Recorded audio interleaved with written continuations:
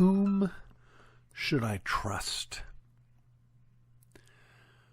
Well, the reality is that trusting anyone living yet on this planet is a recipe for disappointment. Looking forward, we know that because looking backward, we've experienced it. The people that we are closest to, the people that we are most open and vulnerable with, every single one of us has had that trust broken. But friends, one of the first lessons we should learn from that truth is this. Not just that people aren't trustworthy, but that I'm not trustworthy. I am the one who has been trusted, who has broken that trust, every bit as much as I am the one who trusted and had that trust broken by another. It's just another application of that great principle. When you're stuck in traffic, you need to realize that you're not stuck in traffic. You are traffic. So, who can we trust? Well, I don't want to give up on people. I think there are levels of trust that we're called to. And I think maybe at the bottom of the list should be ourselves. Our hearts are deceitful, the Bible tells us.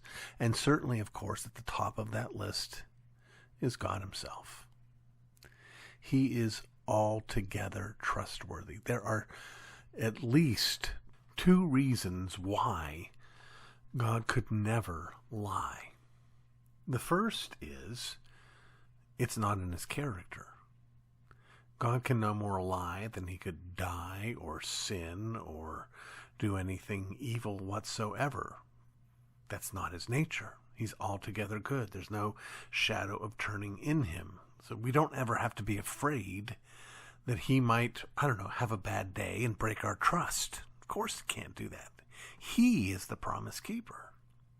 But there's a second reason why God could never lie, and it's simply this. Reality is that which God speaks.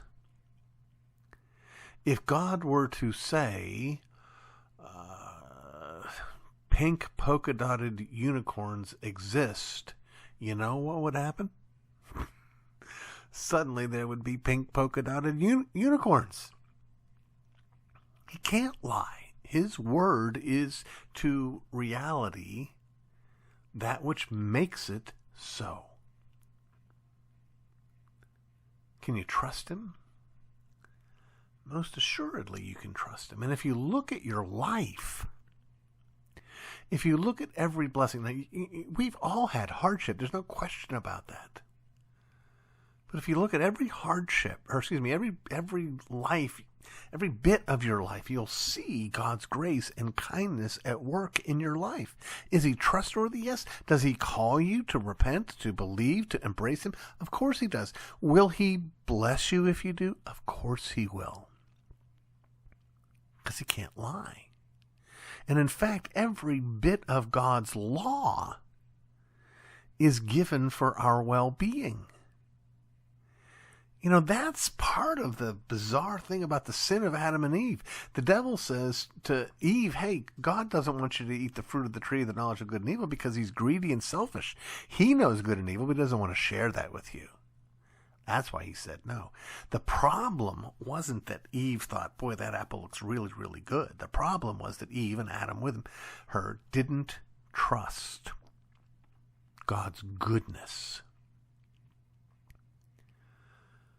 But God's mercies begin afresh each day. The fact that you are not in hell, no matter how hard your life may be, no matter how easily you may find it to describe your life as a living hell, it's not hell. You're not in hell. And so you have every reason to believe in God's goodness and to trust him. He is altogether trustworthy. So bottom of the list, that's where we put ourselves. Top of the list, that's where we put it. In between, well, That's a sliding scale, isn't it?